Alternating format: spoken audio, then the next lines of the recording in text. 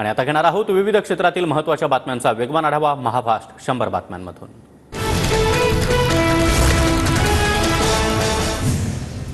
महाराष्ट्रामध्ये सर्व गोष्टी मुबलक प्रमाणात, आरक्षणाची गरज नाही। विविध समाजाच्या आरक्षणाच्या मागण्यांवरून राज ठाकरेंचं वक्तव्य। टाळा लावून राज ठाकरेंना आत टाकायला हवं, प्रकाश आंबेडकरांची घणाघाती टीका। डॉक्टर बाबासाहेब आंबेडकरांनी दिलेलं आरक्षण टिकायला हवं आणि ते शेवटच्या व्यक्तीपर्यंत पोहोचलं पाहिजे, हीच आमच्या सरकारची भूमिका। देवेंद्र फडणवीसांचं वक्तव्य। शिंदेंच्या शिवसेनेला शिवसैनिक खरी शिवसेना मानतात। ठाकरे आणि शिंदेंमध्ये शिंदे गटाचा स्ट्राईक रेट जास्त, तर उद्धव ठाकरेंना आरक्षणवादी आणि मुस्लिम समाजाची मतं मिळाली। प्रकाश आंबेडकरांचं वक्तव्य। मनसेकडून विधानसभा निवडणुकीसाठी 2 उमेदवारांच्या नावांची घोषणा। शेवडीमधून बाळा नांदगावकर तर पंढरपूरमधून दिलीप धोत्रे यांच्या नावाची घोषणा। शेवडीमधून ठाकरे गट विरुद्ध मनसेमध्ये संभाव्य लढत होण्याची शक्यता। मनसेचे बाळा नांदगावकर विरुद्ध ठाकरे गटाचे विद्यमान आमदार अजय चौधरी यांच्यात सामना रंगणार। पंढरपूरमधून भाजप विरुद्ध मनसेमध्ये सामना रंगण्याची शक्यता। भाजपचे विद्यमान आमदार समाधान आवताडे विरुद्ध मनसेचे दिलीप धोत्रे यांच्यात संभाव्य लढत होण्याची शक्यता। भाजपला पाठिंबा लोकसभेपुरता दिला होता, विधानसभेचं बोलणं झालं नव्हतं। युतीबाबत राज ठाकरे यांच्याकडून भूमिका स्पष्ट, तर विधानसभेच्या 225 ते 250 जागा लढवणार राज ठाकरेंची घोषणा। राज ठाकरेंचं राजकारण हे मॅच फिक्सिंगचं। गल्ली क्रिकेटमधून टेस्ट मॅचपर्यंत कधी पोहोचलेच नाहीत। संजय राऊतांचा राज ठाकरेंना खोचक टोला। मी बोलेन तेव्हा राऊतांना काही गोष्टी कायमच्या लक्षात राहतील। राऊतांच्या प्रश्नावर राज ठाकरेंचं सूचक उत्तर। महाराष्ट्राचा मणिपूर होऊ नये, शरद पवारांनी काळजी घ्यावी। जातीच्या मुद्द्याला पवारांनी हातभार लावू नये, राज ठाकरेंचा शरद पवारांवर निशाणा। जातीच्या मुद्द्यावरून माथी भडकवण्याचा प्रयत्न सुरू। देशाला दिशा देणाऱ्या राज्यामध्ये जातीपातीचं राजकारण सुरू आहे, राज ठाकरेंची राज्यातील पुढाऱ्यांवर टीका। मनोज जरांगेंनी विचार करून बोलावं। नारायण राणे आणि फडणवीसांबद्दल जीभ वळवली तर जीभ ठेवायची की नाही ते ठरवू।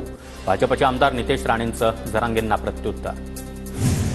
फडणवीस आणि दरेकरांनी माझ्या विरोधात अभियान सुरू केलंय। मराठ्यांच्या विरोधामध्ये ढाकूमाकूम उभे केले। नारायण राणेंच्या वक्तव्यावरून जरांगेंचा फडणवीसांवर निशाणा। विरोधकांनी भाजपवर टीका करण्यासाठी श्याम मानव आणि मनोज जरांगे या नावाचे कुत्रे सोडले। भाजप खासदार अनिल बोंडेंचं वादग्रस्त वक्तव्य। सरकारनं मराठ्यांना आरक्षण न देण्यासाठी त्यांना सोडलंय। अनिल बोंडेंसारखे लोक रोज पावला पावलावर भेटतात, तर अशा बोंडेंना मी रोज गुंडाळून टाकतो। जरांगेंचा हल्लाबोल।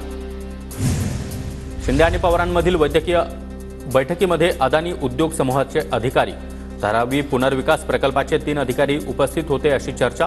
ठाकरे गटाकडून बैठकीतला तपशील जाणून घेण्याचा प्रयत्न सुरू। शरद पवारांनी शिंदेंची वेगळ्या प्रश्नांसाठी भेट घेतली असेल, तर धारावी पुनर्विकासाच्या नावाखाली मुंबई उद्योगपतींच्या घशामध्ये घालू देणार नाही, हीच ठाकरेंची भूमिका। शिंदे पवार भेटीवर राऊतांचं वक्तव्य। सरन्यायाधीशांच्या न्यायालयामध्ये 3-1 वर्ष फक्त तारखाच पडतात। चंद्रचूड साहेबांची नातवंड सुप्रीम कोर्टामध्ये विराजमान झाल्यावर न्याय मिळेल। सामनामधून न्यायव्यवस्थेवर खोचक टिप्पणी। कोर्टानं ठरवलं तर 4 दिवसात निकाल लागेल, पण 3 वर्ष फक्त तारखाच पडतात। सामनामधून न्यायव्यवस्थेवर वक्तव्य। उद्धव ठाकरे 3 दिवस दिल्ली दौऱ्यावर जाणार। ठाकरे उद्या सायंकाळी दिल्लीमध्ये दाखल होणार। 3 दिवसांच्या दौऱ्यामध्ये आदित्य ठाकरे आणि रश्मी ठाकरे देखील उपस्थित असणार।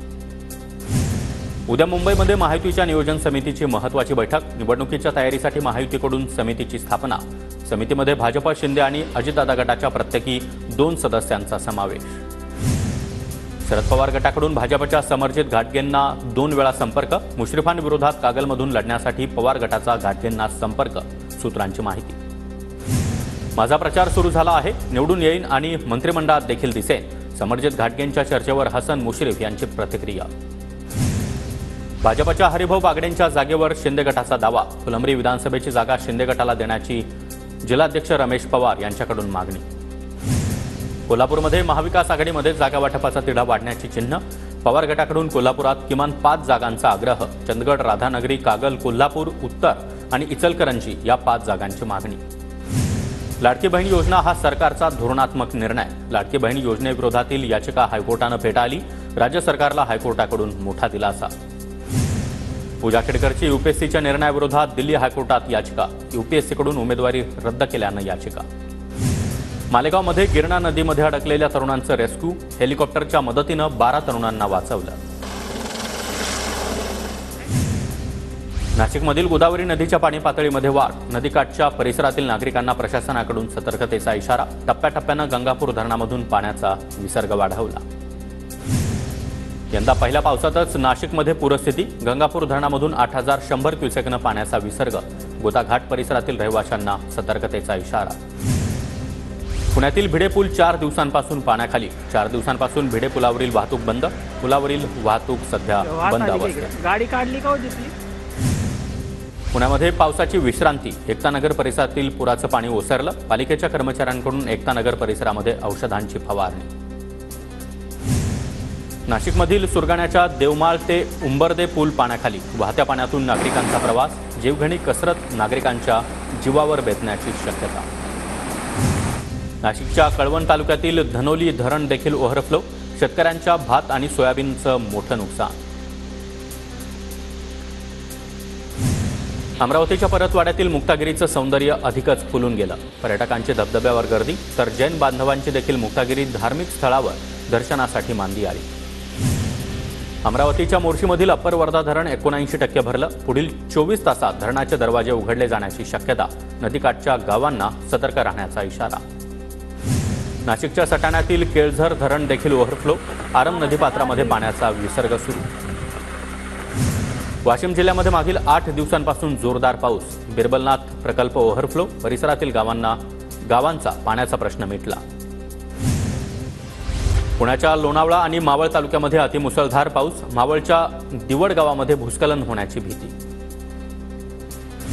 लोणावळ्यामध्ये गेल्या 24 तासात 156 मिलीमीटर पावसाची नोंद, गेल्या 2 दिवसांमध्ये लोणावळ्यामध्ये पावसाची जोरदार हजेरी।